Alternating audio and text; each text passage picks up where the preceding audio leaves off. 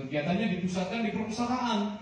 Kita ambil promonya. Kita ngapain? Kita nggak menyediakan apa-apa selain sarana dan tempat gitu loh. Nah ini sudah banyak yang terjadi. Kemudian dengan kegiatan-kegiatan pemberdayaan yang lainnya, dengan perindak, misalnya kegiatan pelatihan merajut, menganyam, itu punyanya siapa sebenarnya? Tapi bisa dilakukan di perpustakaan, dan ini sudah banyak sekali terjadi. Bahkan di beberapa desa di Bengkulu Utara ada pemilihan kepala desa dari kampanye, dari semua proses pemilihan itu di perpustakaan loh ya. Canggih kan? Ya. Padahal balai desa ada, tetapi kenapa di perpustakaan? Karena tadi melihat suasana, situasi yang memang betul-betul sangat kooperatif, sangat nyaman di situ, jadi bisa itu terjadi. Itu ya Bapak Ibu, jadi menjangkau dan melibatkan semua kalangan masyarakat. Jadi boleh saat ini perpustakaan kan dikatakan terbuka untuk seluruh lapisan masyarakat. Libatkan kelompok disabilitas. Inklusinya di situ. Undang di suatu tempat, di suatu tempat pasti ada beberapa yang disabilitas. Apakah itu cacat secara fisik, kemudian disutuli dan sebagainya, yang disabilitas ini bisa kita ajak berkegiatan di perpustakaan. Kemudian lansia, perempuan dan lain sebagainya. Nah, kalau lansia ini ada program di Dinas Perpustakaan Provinsi yang baru di launching, yaitu namanya HDFIS, ya, Home Delivery Library Services. Jadi mengunjungi pustakawan, ada SK-nya. Pustakawan mengunjungi para orang tua lansia dan pensiunan yang kira-kira berat melangkah kakinya mau menuju perpustakaan. Ya, paham ya? Mungkin dengkulnya sudah goyang, namanya ini. Lama mau sampai perpustakaan, ya gitu. Namanya seperti itu ya. Nah, kita datangi itu. Kita datangi tentunya sebelumnya apa, sosialisasi dulu dengan RT-nya, dengan lurahnya. Soalnya kelurahan ini kemarin kelurahan Sawalebar, ya Sawalebar. Kita konsul dulu dengan boleh nggak program ini? Oh, ternyata tanpa kita duga sangat-sangat dibutuhkan, sangat-sangat diinginkan gitu. Baru kali ini seperti itu. Jadi kita datang dengan bawa buku, nggak bawa pisang goreng, enggak. Bawa buku, apa yang dibutuhkan? Ternyata orang tua tuh butuhnya buku apa coba kira-kira? Apa Pak? Pak Agus kira-kira buku apa? Hah? Tentang agama. Oh, buku-buku tentang agama, betul. Khotbah Jumat, kemudian tafsir, hadis, kemudian perkembangan tentang Islam dan lain sebagainya. Mereka butuh itu. Kemudian ibu-ibu butuhnya ada buku resep masakan dan buku-buku yang lain. Itu kita bawa, kita berikan. Nih, kita catat, ini nih Bu, aneh, kakek, silakan dibaca. Ini kalau sudah nanti seminggu kami kesini lagi ya. Gitu. Tuh. Kemudian ke panti Werda atau panti Jombo di kilometer 9. Ini menjadi langganan tetap kita. Dan antusiasnya ini luar biasa. Ternyata dari kelurahan ini ceritalah ke kelurahan yang lain. Kami kok belum terjamah program ini. Kami kok belum didatangi dan lain sebagainya. Nah ini jadi PR kita bersama untuk meningkatkan itu. Kita bawa sederhana mobil unit keliling kita bawa ke sana. Nah, iya Bapak Ibu, nanti kami juga bisa kolaborasi dengan perpustakaan kota tentunya, yang wilayah sebenarnya. Nah, itu ya. Baik Bapak Ibu, yaitu lansia, perempuan dan lain-lainnya, pemuda yang belum pernah dijangkau sebelumnya, kemudian menghargai keberagaman. Jadi berbasis inklusi sosial tadi, yang terakhir adalah menghargai keberagaman, karena kemajemukan di masyarakat yang perlu kita memberikan sentuhan informasi kepada saudara-saudara kita atau masyarakat. Baik Mas. Ini transformasi perpustakaan basis inklusi sosial kembali. Perpustakaan sebagai pusat ilmu pengetahuan, tadi betul Bapak tadi saya sudah singgung di awal. Pusat kegiatan masyarakat dan pusat kebudayaan. Ya, perpustakaan dirancang lebih berdaya guna bagi masyarakat. Kemudian perpustakaan memfasilitasi masyarakat untuk mengembangkan potensi yang dimiliki, baik monograf maupun digital.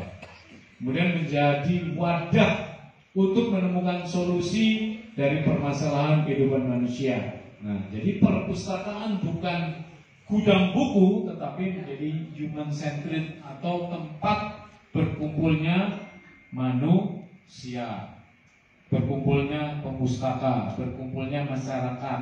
Ya, jadi sudah kita tidak berpikir perpustakaan itu pasti pengap, pasti banyak buku lama, buku lapuk, buku ini banyak sarana abal-abal. Itu tidak. Nanti kalau ada waktu kami mengundang, silakan main ke perpustakaan provinsi. Sekarang sedang berbenah sedikit-sedikit, penambahan gedung baru, fasilitas-fasilitas, ada keunikan-keunikan, ada warung literasi yang sedang kami garap, kemudian ada banyak lagi yang lainnya. Dalam perjalanan menuju yang sebenarnya perpustakaan.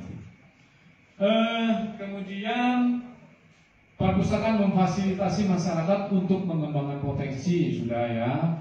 Jadi konsep itu gambar contoh sebuah perpustakaan. Jadi bisa berdongeng, bercerita, bertutur, diundang siapa boleh, kerjasama dengan para pendongeng Bengkulu. Kami sudah melaksanakan kemarin beberapa waktu yang lalu dan bisa mengumpulkan 500 anak untuk berdongeng bergantian ya. Itu sudah kami lakukan. Nah, baru selesai kemarin. Jadi secara bergilir kami cuma mengundang TK, PAUD, kami mengundang saja. Artinya dia jawab kami datang. Jadi ada 500 anak yang bisa hadir. Nanti depannya masih ada lagi. Berikutnya Mas.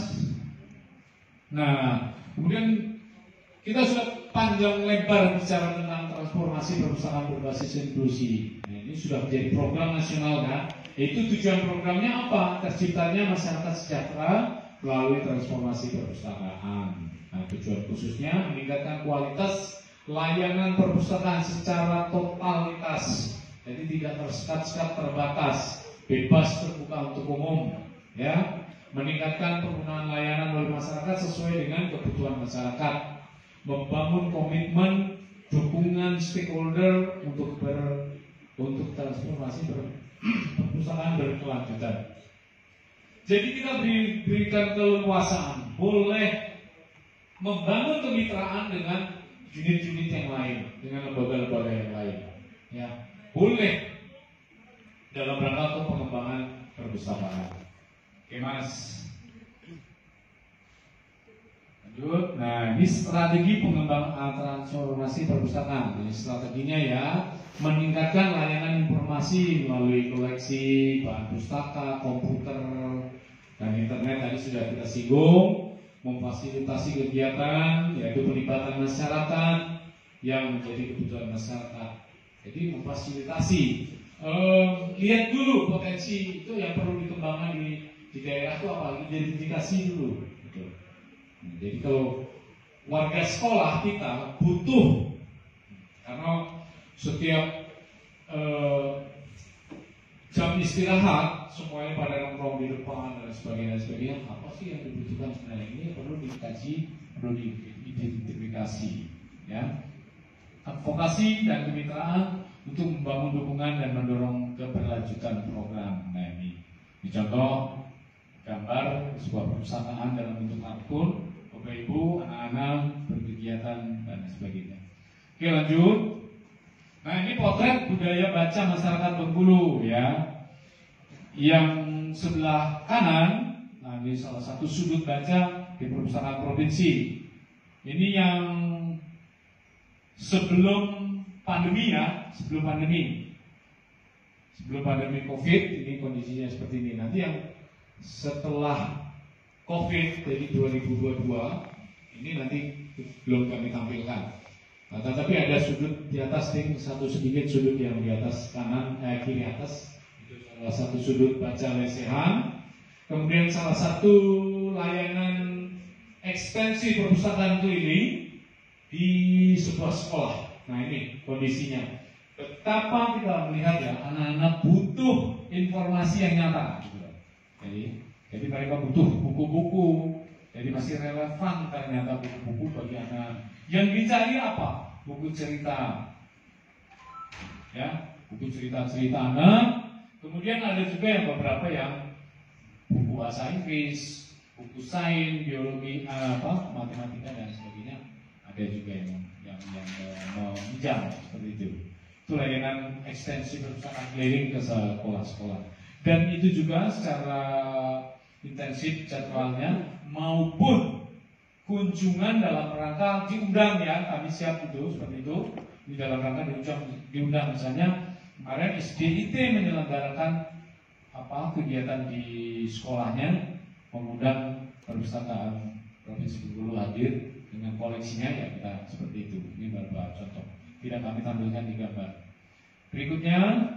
Nah, dari apa yang kita bicarakan Bapak Ibu ini saya titip saja sedikit, menguatkan kita literasi mengubah kehidupan, mendorong kemajuan dan mewujudkan kesejahteraan. Kemudian dari Charles W. Eliot, buku adalah sahabat yang paling tenang dan setia, pembimbing yang paling bijak dan terbuka, dan guru yang paling sabar. Membaca buku-buku yang baik berarti memberi makanan rohani yang baik. Ini dari Buya Hamka. Kemudian perpustakaan menyimpan energi yang mendorong imajinasi, membuka cakrawala dunia untuk menambah pengetahuan dan kesejahteraan. Ini dari Buya.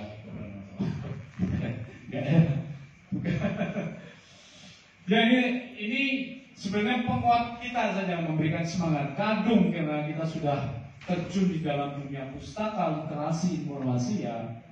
Yang menyemangati itu siapa lagi kalau bukan diri kita sendiri. Oke, Bapak Ibu.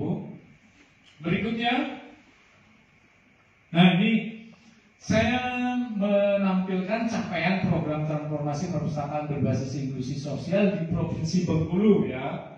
Ini kebetulan kami sebagai PIC-nya provinsi, jadi menyampaikan ini dari tahun 2012. Diawali perpustakaan umum Kabupaten Bengkulu Utara. Ini manusianya masih ada Mbak Sitrinya, masih ada nih di jengkotnya Bengkulu Utara di program transformasi berbasis inklusi sosial. Dari 5 desa masih di bawah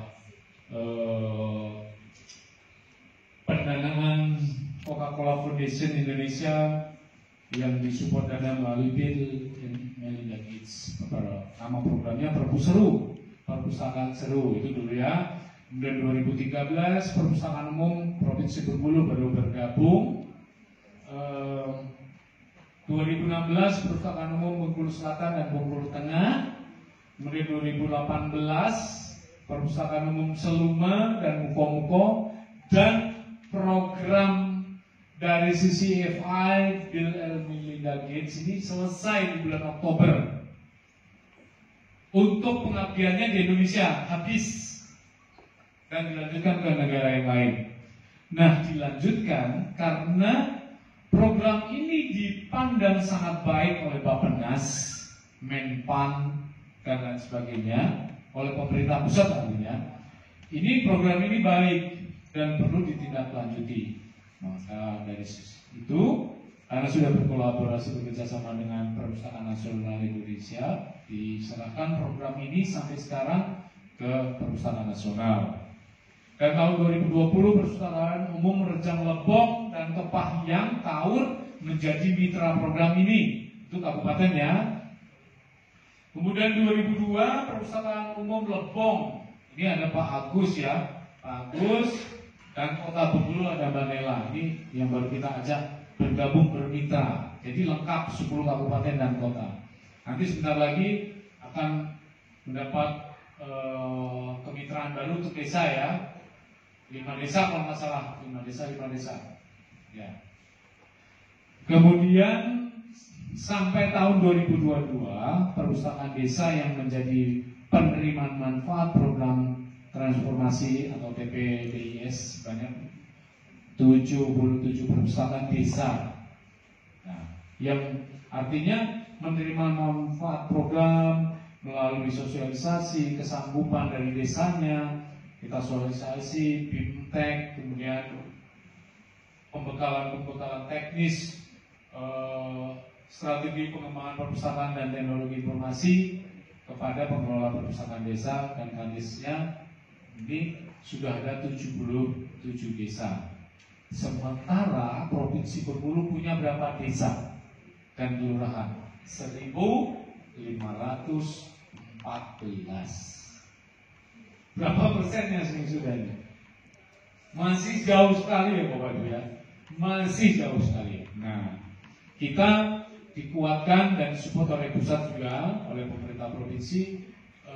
Dinas Perpustakaan dan Kearsipan Provinsi sudah mencoba mensendingkan ini ke pemerintah daerah atau provinsi dengan menerbitkan peraturan gubernur nomor 30 2019 tentang program transformasi ini dan bisa disebarkan ke seluruh kabupaten, dan satu item di dalamnya akan menciptakan satu desa satu perpustakaan.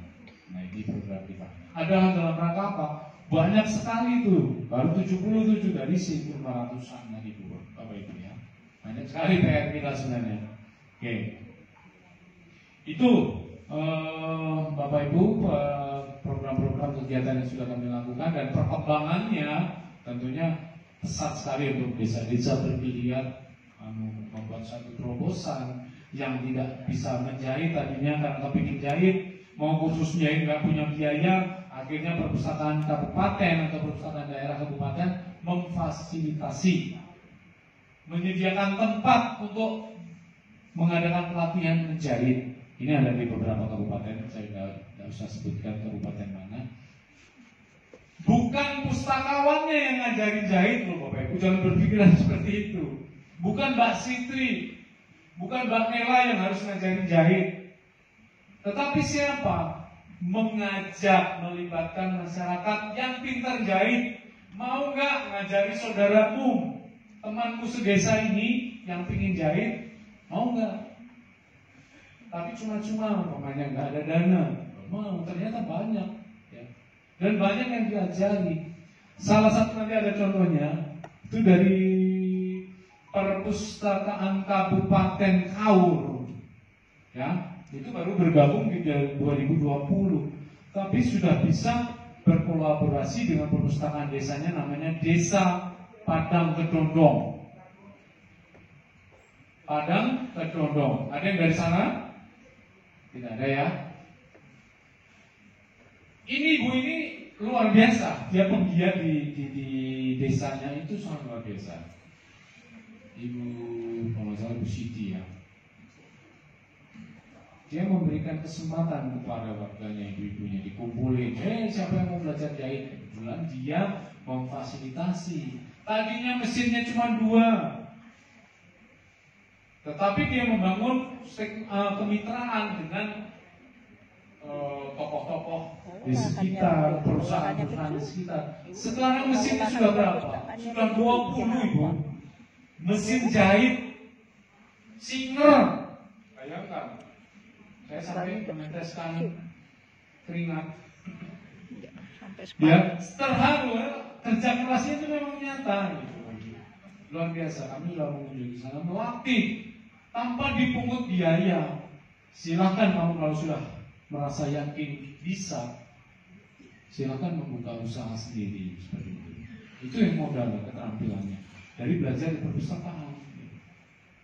Ini banyak nanti contohnya. Nanti juga ada di Padang Kedondong juga membuat aneka makan minuman kemasan, ya, dari sari buah dan sebagainya, dan sudah dipasarkan ini oleh masyarakat sekitar dan luar Kaur. Ini luar biasa. Lanjut Mas. Nah ini contoh Bapak Ibu kegiatan pelibatan masyarakat transformasi perpustakaan. Jadi kebetulan ini perpustakaan daerah ya, perpustakaan desa. Itu dari teman-teman kita yang sebelah kiri atas, pembuatan pupuk cair dari limbah-limbah bekas, bekas makanan, bekas sayur-sayur dan sebagainya. Ini dari desa di sekitar Pondok Kelapa. Tahu Pondok Kelapa ya? Ya. Kemudian yang di bawahnya ini teman-teman kita dari perpustakaan. Itu perpustakaannya ya, luar biasa kan? Perpustakaan Sri Kuncoro, Bengkulu Tengah. Kemarin tahun 2021 juara 3 perpustakaan desa terbaik tingkat nasional. Ya, ini kita bawakan. Ini kerajinan memanfaatkan bambu.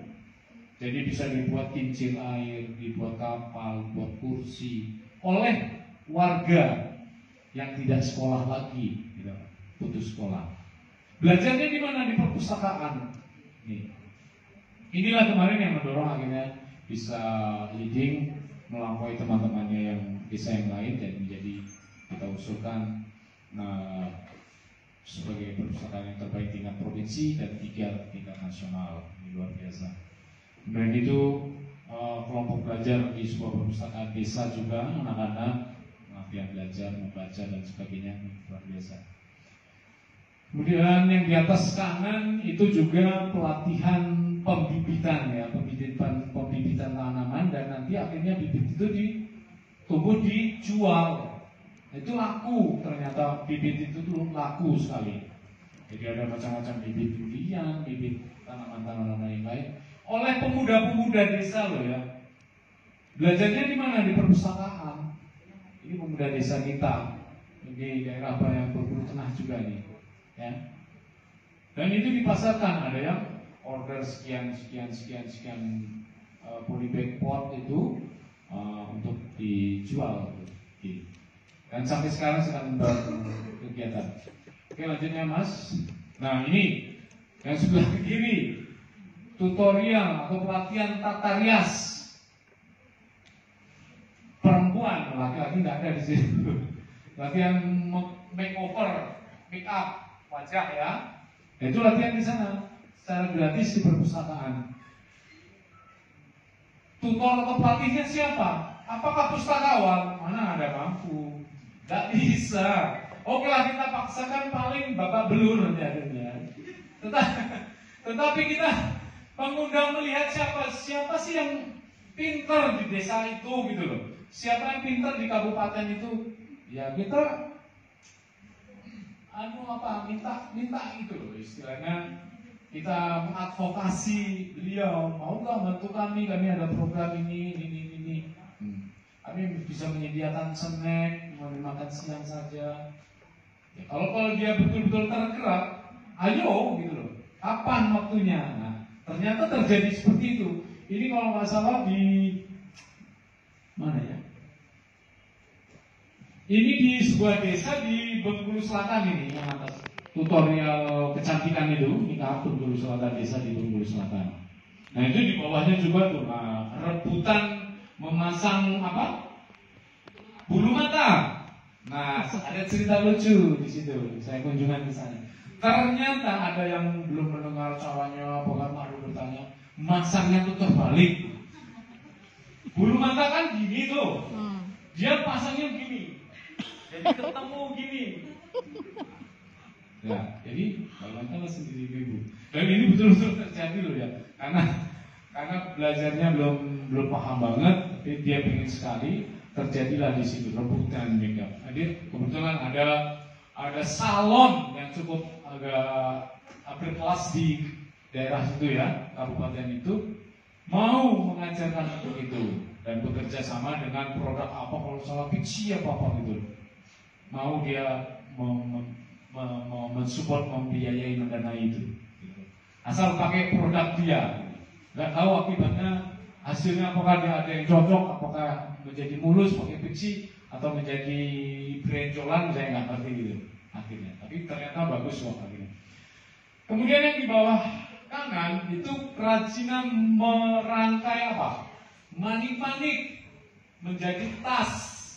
Ya, menjadi tas manik-manik itu di Bengkulu. Peluang bagi perpustakaan untuk berkiprah membantu masyarakat tetap berdaya guna. Nah, kita kan masih belum bebas banget nih dari pandemi, cuman ya kita akan berusaha pulih dengan semangat kita menjadi new normal kembali dalam situasi yang semula untuk tetap berkarya. Oke. Itulah kesimpulan dari apa yang kita bicarakan pada siang hari ini, sore ini berkaitan dengan pengelolaan perpustakaan berbasis inklusi sosial. Jadi artinya perpustakaan luas, bisa berkarya apa saja, bisa mengundang siapa saja, membangun bermitra untuk pengembangan sumber daya. Oke, berikutnya Mas. Nah, ini terakhirnya ini ya.